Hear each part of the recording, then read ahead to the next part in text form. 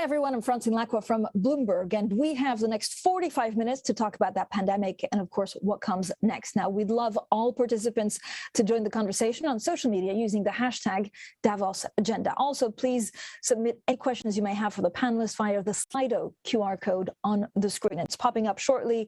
And, of course, participants can open their camera, point it at the QR code. This is the beauty of 2022. We know how QR codes work. And then you can follow the event or the link to the Slido event. You should select COVID-19, what's next? So you select that room. There you go. It's on your screen. You select that room and then enter any questions that you may have for the panelists, and it will be my pleasure to ask them. Now, I'm delighted to be joined by Anthony Fauci, Chief Medical Advisor to the President of the United States, Stéphane Bancel, Chief Executive Officer of Moderna, Annelies Wilder-Smith, Professor of Emerging Infectious Diseases, London School of Hygiene and Tropical Medicine, and Richard Hatchett, Chief Executive Officer, Coalition for Epidemic, Preparedness and Innovations, CEPI. Now, Dr. Fauci, let me start off with you. We have many questions to get through.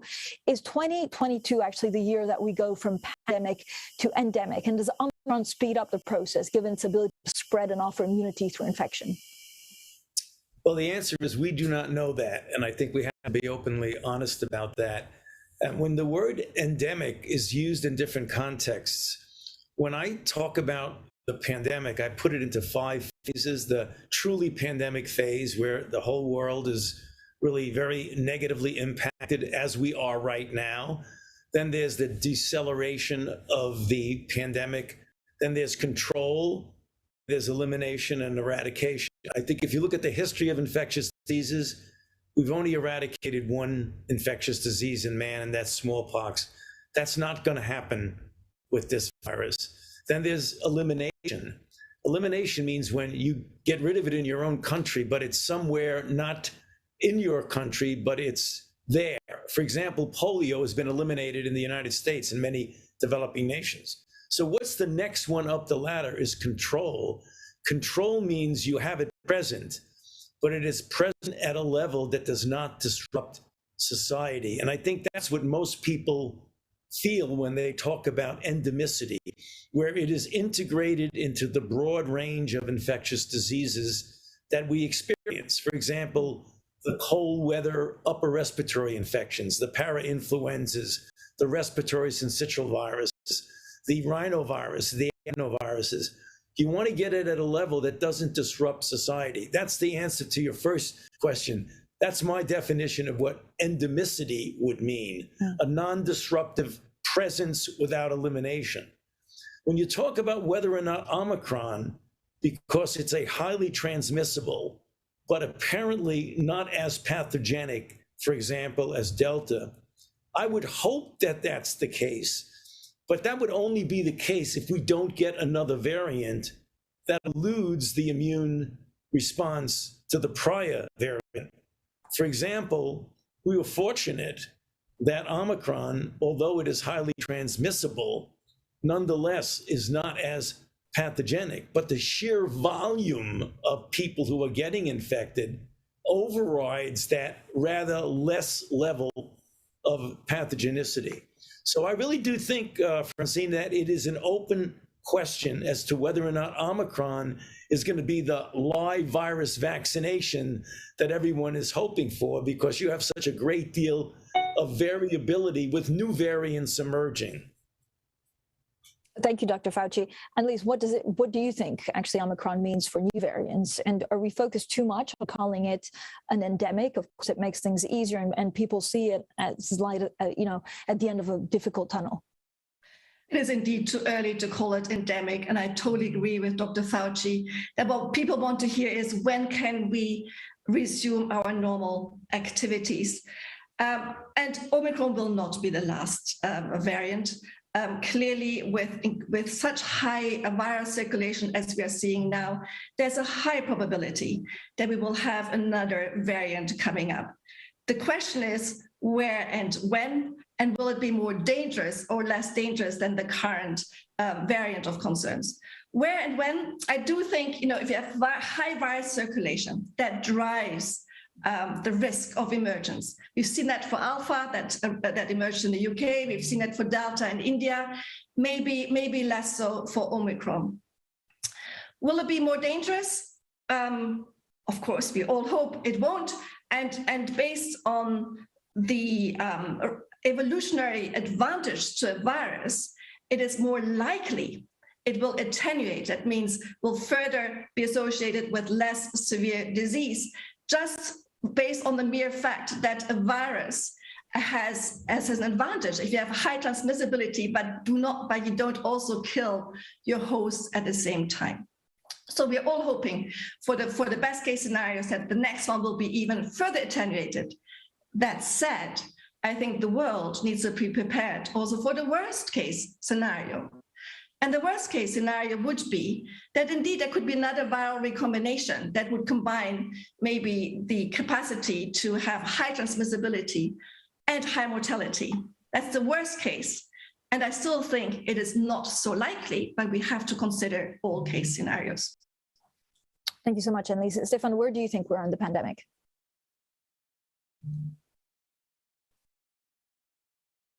Oh, you have to unmute. Sorry, thank you. Good morning or good afternoon. Well, I don't think I have anything to add to those two infectious disease experts. What I can tell you is from the vaccine maker standpoint, what we are first very happy is that with such a change with Omicron and a variant like Omicron, that the vaccines are holding very well. And the third dose are proven to be very important. What we're doing right now is to prepare for what should the vaccine be in the fall of 2022, and what should it contain. And our experts are working with public health experts like Dr. Fauci's team to figure this out, because soon we're going to have to decide what goes into the vaccine for fall of 22. The other piece we are doing, of course, is around manufacturing capacity. In 2021, we shipped 807 million doses. We're very proud that around 25% went to middle income and low income countries. And we're continuing to ramp up. We have a lot of capacity coming online in Q1 this quarter, with a goal to be able to make 2 to 3 billion doses for this year. And the other piece we're working on is for 2023 is how do we make it possible from a societal standpoint that people want to be vaccinated. And we're trying to do this by preparing combinations. We're working on the flu vaccine, we're working on the RSV vaccine, and our goal is to be able to have a single annual booster so that we don't have compliance issues where people don't want to get 2 to 3 shots a winter, but they get one dose where they get a booster for corona and a booster for flu and RSV to make sure that people get their vaccine. So, Stéphane, how close are we to that actually? One single shot for various protection against COVID-19, but also flu? So the RSV program is now in phase 3. The flu program is in phase 2 and soon in phase 3, I hope as soon as the second quarter of this year. So a best case scenario will be the fall of 23. As a best case scenario, I don't think it will happen in every country, but we believe it's possible to happen in some countries next year. Richard, what do you see as the shape of this future endemic phase? Well, I certainly don't disagree with anything that Annelies and Tony have said, and Stéphane's reporting on moving towards a combined shot is certainly encouraging. I would say that when most people talk about a disease becoming endemic, what they really mean, or what they're anticipating, is a disease in equilibrium with the human population. Flu is endemic, and we have annual epidemics as the virus evolves over time. And I think, if I would hazard a guess in terms of the near-term dynamics of our interactions with COVID over the next few months, Omicron will sweep the world. It may hopefully sweep out other variants, eliminate Delta, ideally. That wouldn't be completely unanticipated. And I do think that we will get to a point this year where populations around the world either have been infected or had the benefits of vaccination, and we will get closer to that equilibrium with COVID. And we're likely, probably post-Omicron, many countries will have, absent a new variant emerging, which it can do at any moment unpredictably, we will have a quieter period with the virus. But I think the long-term view on COVID, we have to anticipate that COVID is going to behave more like flu in terms of it will continue to circulate, it will be around, people will get sick, and there will be continual evolution of the virus. And unpredictably, the virus appears to have the capacity to become essentially pandemic at any time. I mean, Omicron has moved very, very rapidly. It's behaving exactly like an acute pandemic, as Tony, I think, was describing. And the virus is going to retain that capability in the future. And that's something that, I think should be quite concerning to all of us. Thank you so much. I'm getting a lot of great questions from everyone listening, so thank you for those. Dr. Fauci, this is basically a person writing in saying, what is the best case scenario as per the data prediction to achieve herd immunity, combining the vaccine administration and COVID infections? How difficult is it to actually calibrate something like that? Well, certainly the experience that we've had right now with COVID-19 and with SARS-CoV-2 is that is going to be a very difficult calculation, because when you talk about herd immunity and you talk about the protection in the community, where you combine those who've been vaccinated with durable protection and those who've been infected, recovered with durable protection. However, when you have a virus in which the infection causes immunity that seems to wane rather quickly, in addition, when you're dealing with a vaccine that's an extraordinarily successful and protective vaccine, where the immunity also wanes there. And you have then the third ingredient is a virus, which, as was recently described by several of the panelists, myself included, which has this extraordinary capability of mutating, developing new variants, and the new variants can be eluding the immune response. And we're seeing that with Omicron, where Omicron, fortunately, is not as pathogenic inherently, but when you look at its protection, particularly against infection, to a lesser degree against severe disease, it does elude the immune response. That's a different scenario than what we see when you have a virus like measles, which does not really change very much and gives you almost lifelong immunity. And you have a measles vaccine, which does not give you anything changing, but allows you to have rather lifelong protection. That's the ideal herd immunity. We're dealing with a very complicated situation here that makes our classic definition of herd immunity very elusive. Thank you, Dr. Fauci. Annelies, I mean, this is another question which we touched on, but basically, this person is maybe turning it a little bit more political. Should we be worried about future variants? And this person writes in, sometimes it feels like big pharma companies are taking advantage of the situation. Let me ask you, and we'll go to Stéphane on this. Like, how can we bridge the divide between believers and non-believers? Because there are some inherent non-believers that no matter what you say, are going to give you a real problem. One of the things that I believe the entire world is facing, but we certainly are facing it in a very, very disconcerting way in the United States, is the amount of disinformation that is accompanying what should be a problem where everyone pulls together against the common enemy, which is the virus. We have disinformation that is entirely destructive to a comprehensive public health endeavor. And I'm not sure how we're going to counter that except by getting out as much correct information as we possibly can and use the social media in a positive way as opposed to in the somewhat destructive way that it is being used right now. Annelies, your thoughts? And also, there's a difference, right, between what virologists say, so looking at how worried we should be at these variants, and sometimes what politicians say, because they focus more on reopening the economy. Well, let me share a word of optimism. We are in a different space than we were 2 years ago. 2 years ago, we had a population of 7.7 billion people with zero immunity to this virus.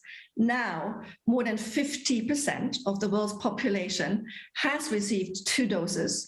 And this is further strengthened with now the rapid also immunity being built up by natural infection. So we're in a different space, and we now need to rethink and reevaluate some of our strategies. Stéphane, your take. First of all, there has been quite a lot of questions on pharmaceutical companies. Also, how do you encourage vaccination, right? Is there a way that companies such as Moderna need to communicate differently or put up data differently that encourages people to get vaccinated? Yeah, so the vaccination question is, of course, a very complicated one. I mean, many public health experts and governments have tried really hard for now 2 years to get people to believe in the vaccines. And of course, there's always a better job that we can all do, starting from the companies, in terms of explaining the science, explaining the side effects, explaining the long-term benefit, and the risk-reward of getting a vaccine versus not getting a vaccine. I think a lot has been done, but clearly more can be done. But as Tony said, what is sad is all the misinformation that we are seeing every day online, sometime on TV, about the vaccine and what they do and what they don't do is really sad in today's world. Stéphane, can I ask you something specifically about some of these vaccines? And this person is also writing in, look, does a vaccine designed for Alpha or Delta also works well enough against Omicron? And how much faster have you been able to adapt some of these vaccines for every new variant? Sure. So the vaccines that are currently available were for the original strain. They have not been adapted that I'm aware of to the Alpha or to the Beta strain, at least ours has not. As we've seen and shared the data very quickly when we had it, and we had a strong partnership with Dr. Fauci's team on the data generation in the fall around Thanksgiving when Omicron appeared. What was seen is we saw an important drop of neutralizing antibody after 2 doses of the vaccine. But what we saw, thankfully, is after a 3rd dose, there was very strong protection, which is why you saw around the world all the public health experts and governments urging people that had not been boosted to get a 3rd dose to protect them, especially people at a high risk. What we're doing, and we started this the Wednesday before Thanksgiving, the day we saw the sequence, is developing an Omicron-specific vaccine. That vaccine is being finished to be made. It should be in the clinic in the coming weeks. And we're hoping in the March timeframe, we should be able to have data to share with regulators to figure out the next step forward. And that's always been a great partnership between public health experts, the regulators, and vaccine makers to figure out what's the best path. As Tony said, for 2 years, we've all worked literally 7 days a week together to figure out how to fight this common enemy of the virus. The enemy is not another company or another group. The enemy has only been the virus and will stay the virus. Richard, a better, more broadly protective vaccine that would be effective against all future variants, of course, is what everyone's hoping for. How far away do you think we are from that goal? And what more is needed to make that vision a reality?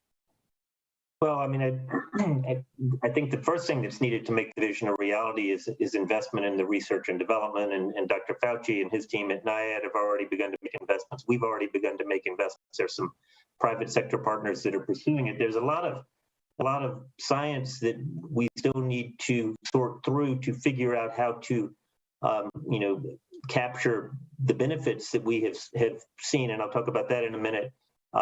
In a specific vaccine, there was a really important proof of concept, biological proof of concept observation that was reported from Singapore. Lin Wang is a scientist very prominent in the coronavirus research community.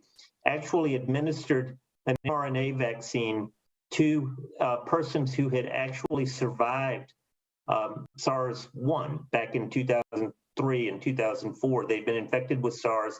He administered a mRNA vaccine to them, the Pfizer vaccine, and then looked at their antibodies. And they produced neutralizing antibodies not only against SARS-1, against SARS-2, against MERS, and against a number of other known animal coronaviruses. So that proves that the human immune response can generate neutralizing antibodies against coronaviruses broadly.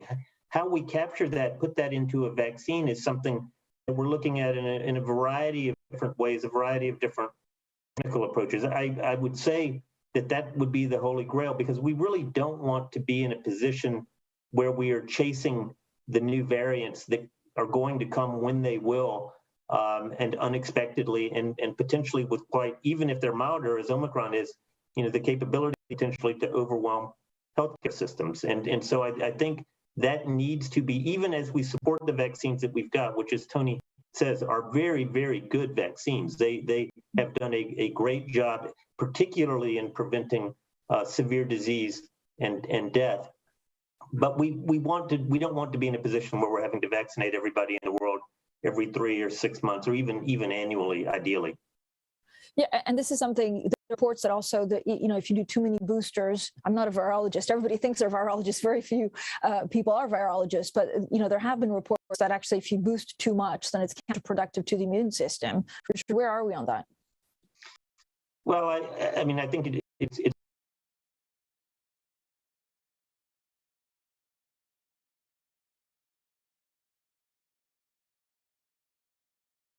Stéphane, maybe I'm not aware of any data that strongly suggest that the administration of the third dose or fourth dose in any way weakens the immune response. What we're seeing is a very robust response with the administration of the booster doses. Tony or Stéphane or Annelies, if you have anything to add to that. You're absolutely correct, Richard. There really is no evidence that if you boost, I mean, obviously, if you just overwhelm the immune system by just giving a person an antigen all the time, you get a hyperactivity of immunity. But giving boosters at different times, there's no evidence that that's going to hinder it. One of the things that we've got to be careful of, and I really want to underscore what Richard said, we really don't want to get into the whack-a-mole approach towards every new variant where it comes up and you all of a sudden have to make a new booster against a particular variant it gets up, because you'll be chasing it forever. So that's the reason why one of the things we are really all pushing for is what Richard just mentioned, of finding out what the mechanisms are that induces a response to a commonality among all of the different real and potential variants that we're seeing and that can occur. And that's something that I think is a very, very important scientific goal, to be able to do that. Once we get there, whether or not you have to intermittently boost someone with that, you use the word universal. I think before we talk about a universal coronavirus, we want to get a universal SARS-CoV-2 virus. Let's take it one step at a time. Otherwise, I think we're really going to be jumping ahead of ourselves. But we really need to also point out to people that when you have a virus that has such a high degree of transmissibility, a very, very good vaccine may not necessarily prevent initial infection and may allow it to be very mild. But what you really want it to do is to prevent you from getting significant systemic disease. That would be a very, very successful pan-SARS-CoV-2 vaccine. Stéphane, do you think, are you working on this better, more broadly protective vaccine to outdo them all, or is it something that we already have because it has been pretty efficient in tackling the variants that we've had so far? As Richard and Tony said, I mean, we definitely, all of us want better protection for people and the broader vaccines. There's a lot of work going on in academia and around the world. We are looking and partnering with a lot of people, but unfortunately, we are not there yet. But hopefully, we're making progress toward that direction. Annelies, what would you do differently in terms of maybe explaining some of these variants to the broader population? It's already being said. The key message remains the vaccines still really work very well against severe disease. And what we really want, the primary objective, is we want to avert deaths and protect healthcare systems. We're still in an epidemic. Our healthcare systems are still overwhelmed. We still need to continue our public health and social measures. But as population level immunity is increasing, both through natural infection and vaccines, we will now have a stronger hybrid immunity that will protect us against new variants. So even if we have more severe new variants, this population now is different. We do now have a cellular immunity from background exposure, be it vaccines or infection, that will protect us against more severe disease. Dr. Fauci, I'm also getting a lot of questions from the U.S. or for the U.S. specifically. So why is the U.S., this is a broad but actually quite deep question, why is the U.S. a first world developed rich economy struggling to contain COVID? Well, that's a very good question. And I think some of the answer to that question is already been articulated by our panel members. one of the most important thing is that we have, somewhat, and I think it'd be perfectly honest, somewhat of a fractured and disparate access